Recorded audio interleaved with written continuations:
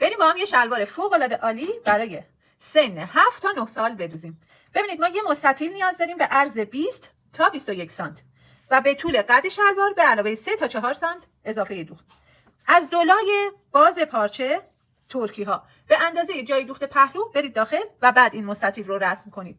از بالا این قسمت که خط کمر ما هستش توی قسمت در واقع داخل پارچه 18 سانت بیایید پایین یه علامت بزنید. از این 18 سانت 2.5 تا 3 سانت برید بیرون. من 2.5 اومدم و به همین اندازه 2.5 تا 3 سانت اینجا علامت بزنید. این دو تا نقطه رو به هم دیگه وصل کنید. این شلوار کمرکشه و نمای زیپ داره. خب من به اندازه 10 تا 12 سانت از این بالا میام پایین الی 15 سانت یه علامت میزنم و جایگاه زیپ رو به پهنای 3 سانت به این صورت مثل یه مستطیل اضافه میکنم به این خط.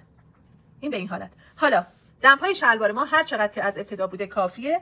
این مقداری رو که ما خارج شدیم برای گشادی فاق رو با دست رفته رفته میایم به صورت هلال به این خط قد شلوار توی وسط پا به صفر میرسونیم. هیچ زاویه‌ای نباید داشته باشه کارتون. این میشه جلوی شلوار به همین راحتی. حالا برای اینکه کمر شلوار خیلی گشاد نباشه خیلی چین نیفته میام چیکار میکنم؟ از پهلو از این زاویه 1.5 تا 2 سانت میام داخل و به حدود 10 سانت پایینتر به صفر میرسونم با دست به صورت کمی هلال. حالا شما میتونید درش جیب برش بزنید، میتونید هم همینجوری ساده بذارید باشه. در صورتی که بخوایم جیب بزنیم میایم چیکار میکنیم؟ من از اینجا دیگه میشه خط اصلی پهلوی من، این خط جدید میشه و این دوریز کار من میشه. من میتونم چیکار کنم؟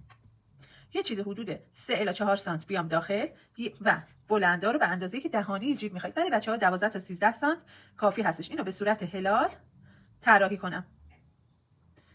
بعد از اینجا دور ریزش کنم ولی بعد این 3 تا 4 سانت توی الگوی پشت بعد اضافه بشه. خب من اینو برش میزنم.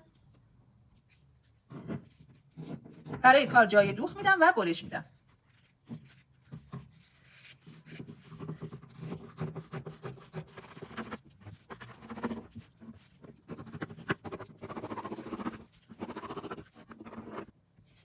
حالا از وسط پا یعنی جایی که فاق رو ما داشتیم از وسط پا 1 سانت میام پایین تر به پهلو به صفر میرسونم. جای دوخت رو هم که از قبل اضافه کرده بودم پس همین خط رو برش میزنم.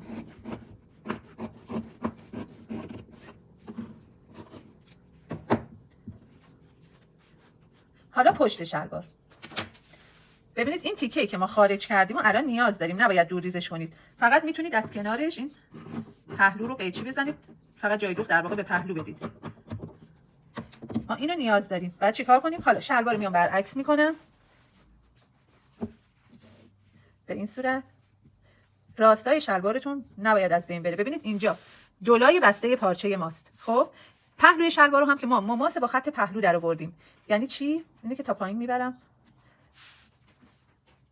یعنی من این گوشه رو میچسبونم به خط پهلو در واقع به دولای بسته پارچه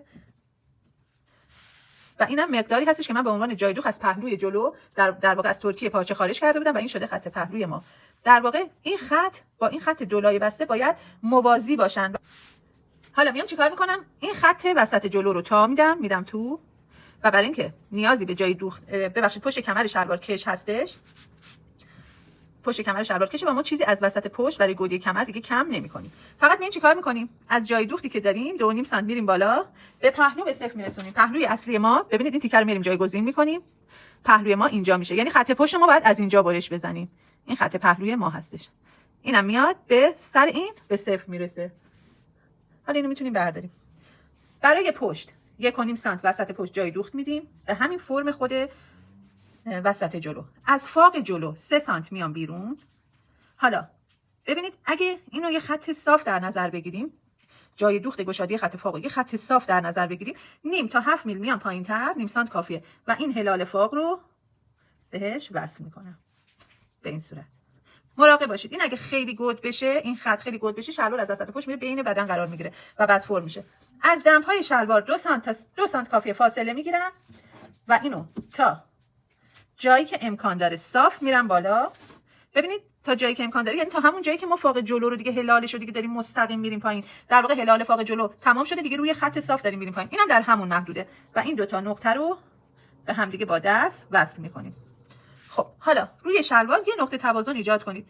از زیر هلال ها ببینید اینجا هلالش این قسمت تموم شده و بعدش خط صافه، اینم همینجا تموم شده و بعدش دیگه خط صافه. این دو تا خط رو بذارید که وقت دوخ اینا روی هم قرار بگیرن. تمام شد. شلوار رو برش میدیم.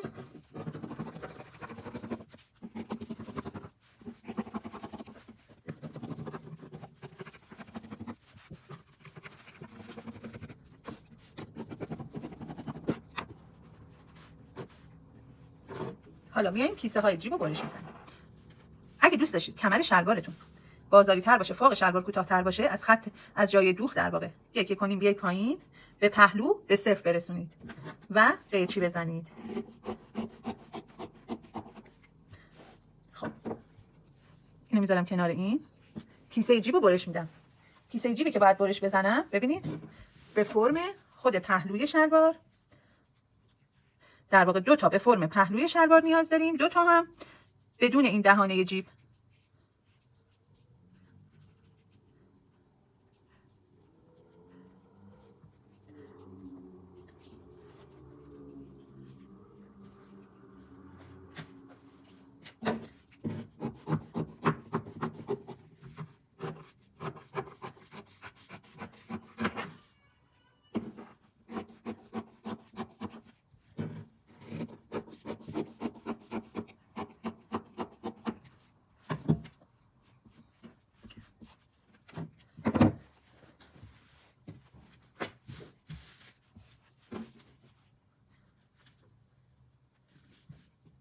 حالا اون طرف رو بدون این فضا برش میزنیم.